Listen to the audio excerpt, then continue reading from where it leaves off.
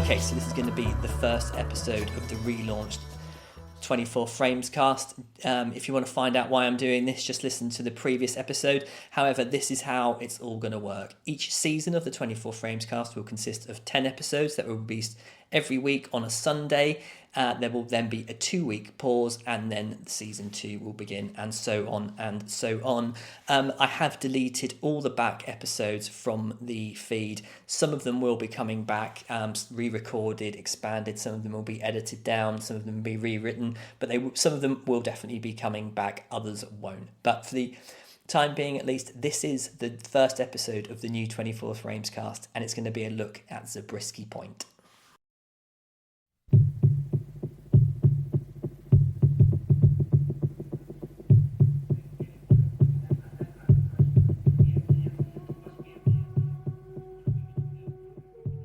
Same old jive that's been run down for the past 300 years. If y'all so wise and heavy, why didn't you join us back in the beginning? No, you just go back and tell them, sorry, this motherfucker is closed down, on strike, Jack, and we're whistling this over. Why doesn't the strike committee add some of our demands, like ending ROTC? How? You want to off ROTC. All you have to do is go down to the ROTC building, take a bottle, fill it full of gasoline, plug it with a rag. Yeah, man, but what if you want to end sociology? Listen, man, a whole top cocktail is a mixture of gasoline and kerosene. White radical is a mixture of bullshit and jive. Right on.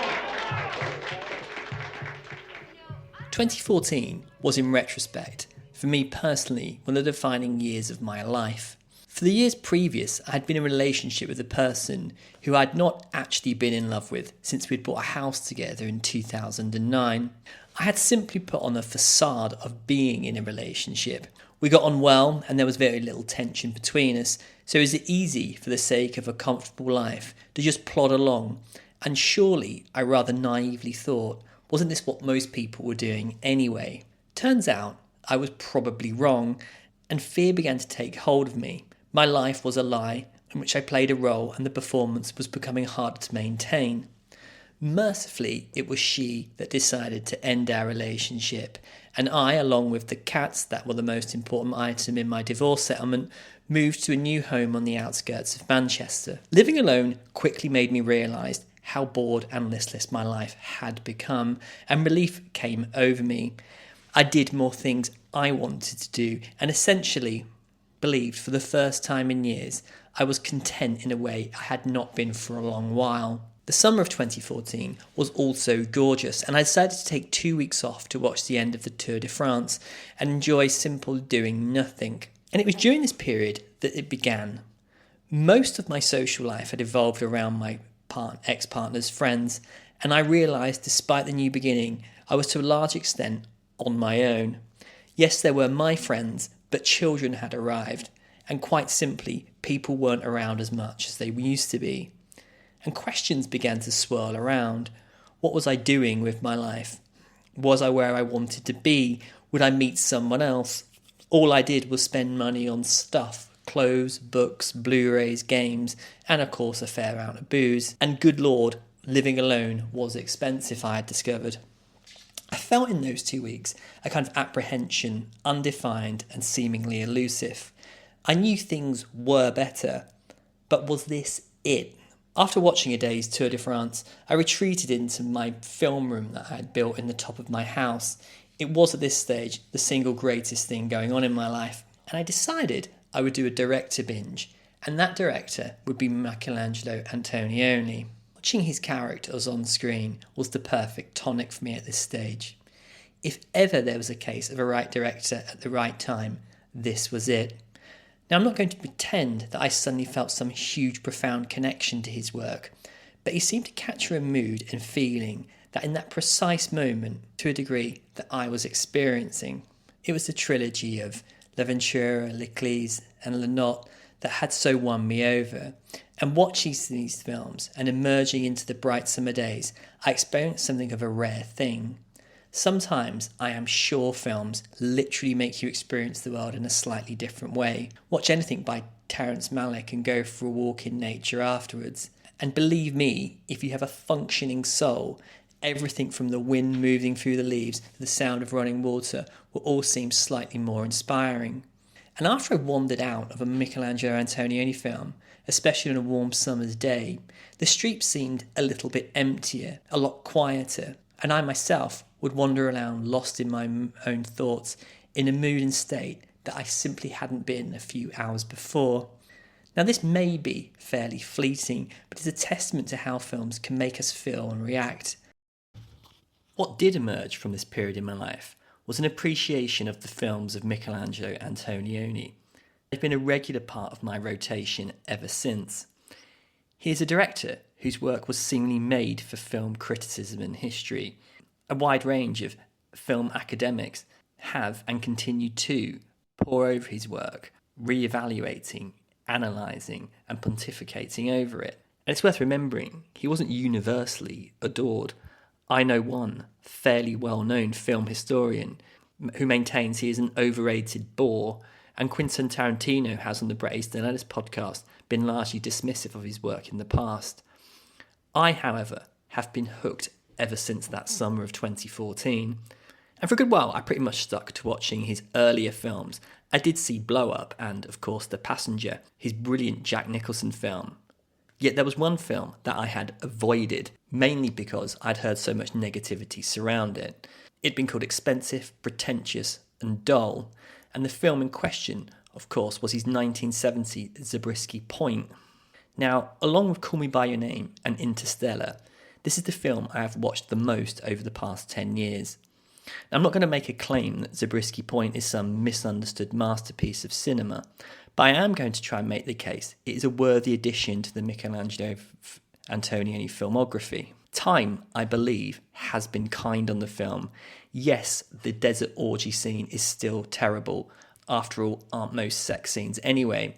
And the casting of Mark Fachette and Daria Heilbrunn in the lead roles of Mark and Daria certainly shows that the pair were not chosen for their acting ability. Moreover, they were cast pretty much on looks and looks alone, and compelling they are definitely not. Critics of the film tend to centre around the film's rather superficial exploration of American counterculture, two-dimensional student politics, its rather obvious critique of consumer culture. It also committed the sin of being a big-budget, high-profile financial disaster, recouping a mere $1 million off a $7 million budget. Now, for context, a mid-budget Hollywood film in the 1980s would have cost the same. It seems perhaps that critics and audience thought they were going to be getting a cinema verite Michelangelo Antonioni take on American culture, as opposed to the large-budget Hollywood Michelangelo take on American culture, which is the precise reason why I like the film. It's Michelangelo Antonioni in America bringing his sensibility as a filmmaker to the country. Before I dive into the film, here is a brief synopsis of what it is about. We begin at a gathering of students and Black Panthers on a university campus. Unrest and protest has broken out, and students and the police and National Guard have been called in. At first it appears we may have stumbled into a documentary. Students talk over each other as the camera moves around trying to keep up with the conversation. The main focus of the discussion is what will it make to make white people become revolutionaries, whereupon one student, Mark, chastises the group for not being radical enough and leaves. He gets himself arrested trying to get a roommate released from jail, gets hold of a pistol and may or may not shoot a police officer after the killing of an unarmed black student. He makes an escape by stealing a plane and flying off towards the desert. Meanwhile, running parallel to all this, real estate executive Lee Allen, played by Rod Taylor, is reviewing a new advertisement for a desert resort. His assistant Daria, who he may or may not be having an affair with, is driving into the desert to visit a commune of a man from LA who works with emotionally disturbed children, and then onto a pre-arranged meeting with Lee at a sprawling house in the desert. Mark, in his plane, spies Daria and repeatedly buzzes her until he lands and meets up with her. The pair talk, have sex, decorate his plane in various slogans, but he flies back to LA to face the music. Daria travels to Lee's desert house, whereupon she leaves, turns around and fantasizes about blowing up the building. What's up, Daria? Where are you? I'm in some ghost town. I just got to say I may be a little late in Phoenix. Why? I'm looking for a little town that sounds like Glenville or Valleyville or something like that. Something with a Ville in it. You know the desert. Does that ring a bell? A Ville? Wait a minute, hold on. A Ville? What do you mean, like a Danville? Somewhere in the desert, man. Danville's in Connecticut. Or maybe it's Hill. Something Hill. Hill. Well, what do you want to go to a town you don't know the name of for? Have you got somebody to meet? My friend said it's a fantastic place for meditation. What do you do on a meditation? You think about things. You think about. Daria, look, give me the number where you're calling from, and I'll try and find out the name of the town and call you back, okay? Oh, no. You'll probably have a helicopter sent out here to pick me up. Come on, Daria. 30 cents, please, for the next 3 minutes. Just a second, operator. Look, give me the number, then hang up, and I'll call you back, and that way I can pay for the call. See you in Phoenix. It's sometimes worth remembering that film is a visual medium that I believe can be appreciated in certain cases purely on its aesthetic pleasure. Average storylines can be elevated by a film's mise-en-scène, and Zabriskie Point is an example of this. Simply put, I just like looking at this film. Style can be substance if you are so inclined. And although Michelangelo Antonio's shot choices is in service of the film's thematic and intellectual objectives, on repeat viewings, sometimes I've just watched this film for the simple pleasure of looking at it. It's his only scope film, and cinematographer, Alfino Contini, and a vision of America is presented that often feels like some form of quasi-futuristic dystopia. After the 8-minute opening sequence, we cut to a young girl arriving at Lee's office. Her hippie appearance is in stark contrast to the modern decoration, with its circular security console and airy glass interior. There is an establishment in the framing of the scene to exemplify the film's us and them dynamic. The us are the young radicals, the them are the apparent establishment, the people in the suits, the people who need to be rebelled against. The scene itself is fairly dull, but the framing of the shots is so precise and presents such a clinical surveillance world of lifts, closed-circuit television, and blunt-talking security guards. You associate what is being shown with the reason the students are talking about revolution a few moments earlier. This is corporate America. We know Lee is building homes, selling a lifestyle. We literally see this, as I'll explain later. And the compositions capture an otherness about this world, its sterility. And it's a sterility that is all too familiar to me.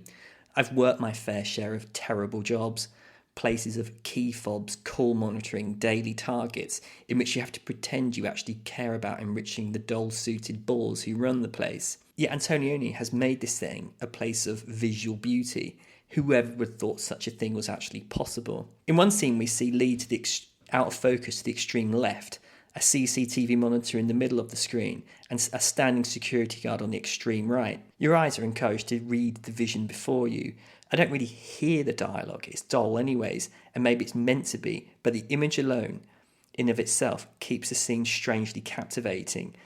And whether intentional or not, for me at least, it was always helped me settle into Zabriskie Point. The widescreen frame is used to extenuate the fragmented nature of the characters' relationships. It allows for a visual representation of the disconnect between them, and to me emphasised the film's weird otherness. Yes, this is America, but it's not one that I am necessarily comfortable in. The widescreen frame makes it feel oddly distant, and Antonioni uses abstraction on the soundtrack with industrial noises, loud electronic shrieks, that when combined with the montages of advertising billboards and nondescript locations, deny us the tourist LA in favour of a subtly more sinister type of America.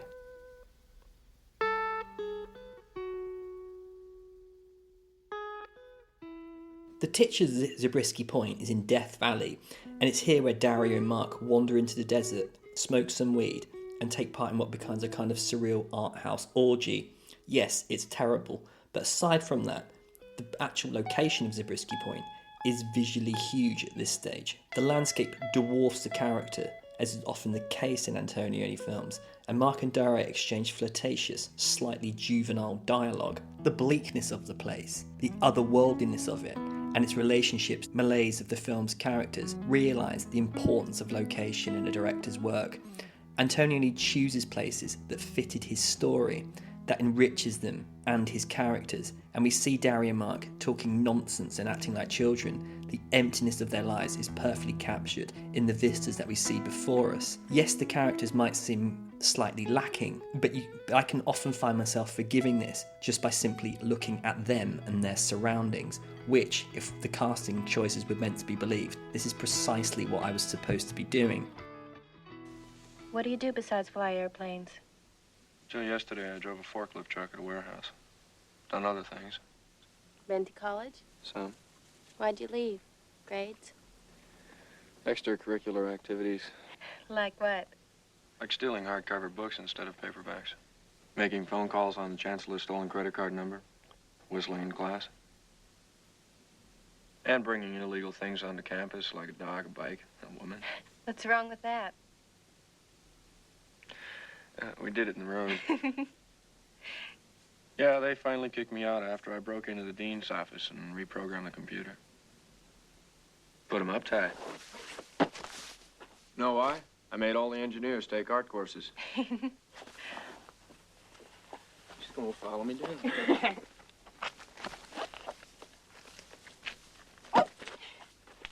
So, tell me the rest of your criminal record. Once I changed my color, but it didn't work. So I changed back.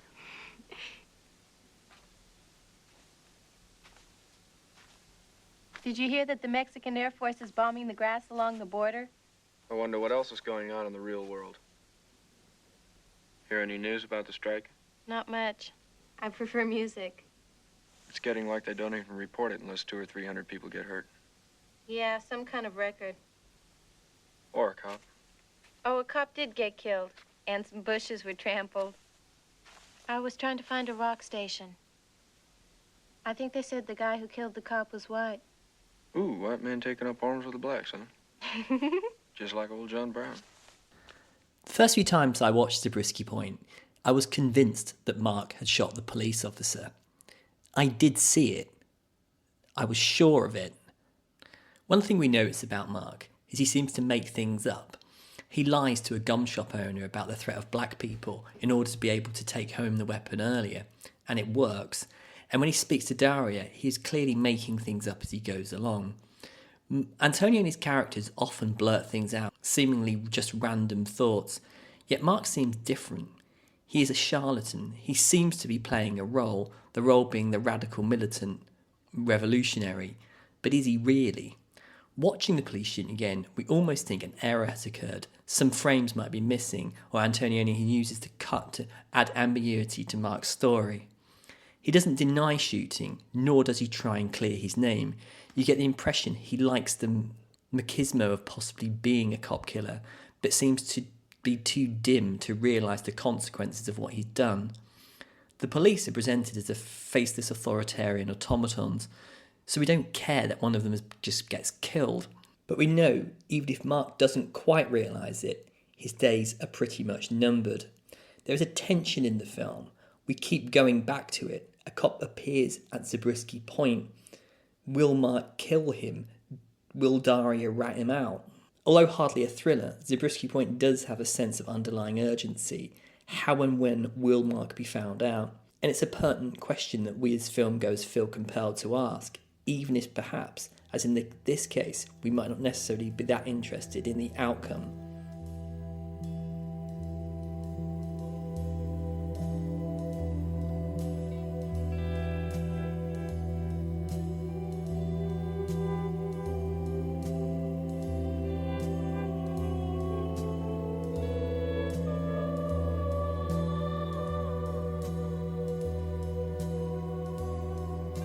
The film's most celebrated sequence is its finale, in which Daria, having arrived at what we assume is Lee's desert modernist house, walks through and is largely ignores, and then leaves, and before getting a car, looks back as the house explodes, sending fragments through the air. It's an amazing sequence in which you had no idea how captivating seeing a half-eaten chicken flying through in 1,000 frames a second could be. Aside from the visual wonder of it, it does feel like a fitting, if highly abstract, ending. The film has hinted at the hallucinogenic, but this takes it to the next level.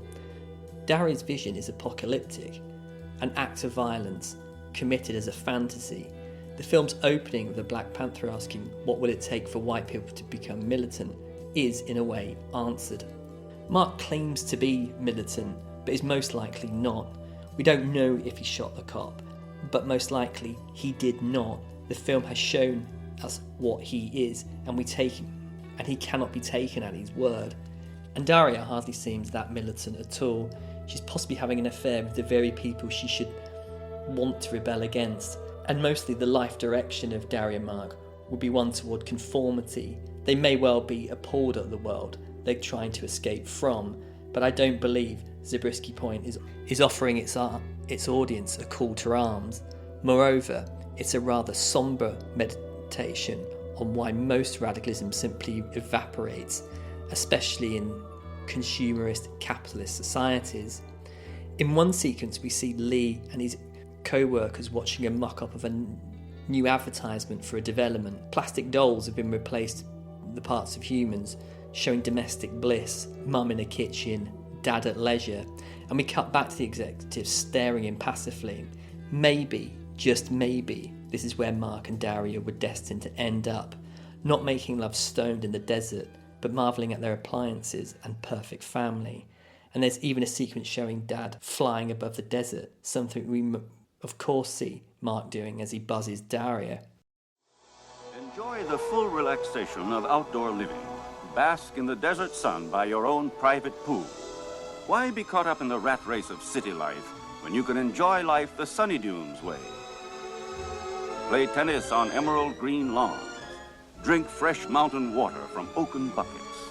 Breathe the unpolluted air of the high desert. Take your son quail shooting in the wide open spaces. Who knows, you might even bag a mountain lion. Get out in the sun and water your own private garden. Become an independent man. Forge a life of your own, like the pioneers who molded the West. You gals will really enjoy the fully equipped Sunny Dunes kitchen. Plenty of space for cooking for Junior and for that man of the house. Play a round of golf on the regulation-size Sunny Dunes 9-hole golf course, and you can putt to your heart's content on the special practice putting green. So stop driving yourself crazy in that miserable, crowded city. Move out today and start your life over with a Sunny Dunes house in the sun. Are you taking up flying, Bob? No, Jane, that's me personally scanning the desert for potential Sunny Dunes lots. Just call Sunny Dunes 84868. What's the number again, Bob? That's Sunny Dunes Land Development Company, Box 82, Los Angeles, California. The film's final sequence is totally unique. The explosion itself is huge. Filmed from several angles, we begin to see objects virtually frozen in mid-air. Along with Pink Floyd's Careful with the Axe Eugene, the images and sound make a great montage of hypnotic destruction. We see a fridge explode, food hangs in the air, it's almost comical, unnerving, beautiful as well, as clothes appear in a variety of different colours. The soundtrack descends into screaming and suddenly there is a visceral rage in the imagery before we cut back to silence and Daria smiling, looking on before she drives off into the sunset. Has she escaped, or was she just enjoying this fantasy? We know the idealism of the 60s gave way to the cynicism of the 70s. Gimme Shelter and the stabbing at the Altamont Speedway captured that final nail in the coffin. I'm always left with a feeling Michelangelo saw through the rhetoric of the radical movement and through this ending makes a statement that it's not revolution Daria and Mark seek, but meaning. He was not a political filmmaker, and I don't see Zabriskie Point as a political film. Daria has been travelling throughout it, and after stopping at the house, once again is moving on to where we don't know, and I don't think it would be a Michelangelo Antonioni film if we did. Now, it was not well received upon its release. Yes, it was expensive. Making films in America was, compared to Europe, and maybe for a counterculture youth film, its intended audience thought it too corporate or establishment, bearing in mind it was a large MGM production. Its central performances aren't exactly Oscar-worthy either, but all being said, I do adore this film. It's become a go-to of mine. Perhaps it doesn't achieve what it's trying to do, but I really don't care. It's an incredibly cinematic experience, a visual wonder of a film, and every time I see it, it makes me admire it even more. And I often find myself thinking about it. On a recent revisit, one shot in particular stood out to me.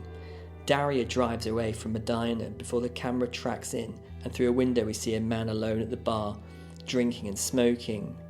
The camera stops and dwells on him. Perhaps he's going to play a part in the film, say something or do something. Instead, absolutely nothing happens. And I don't care that it doesn't. I just love the craft of the shot. It looks amazing, classic Americana. It might have a deeper reason for being there. It may come to me on another screening, but for now, like this film, I just like it as it is, no more and no less.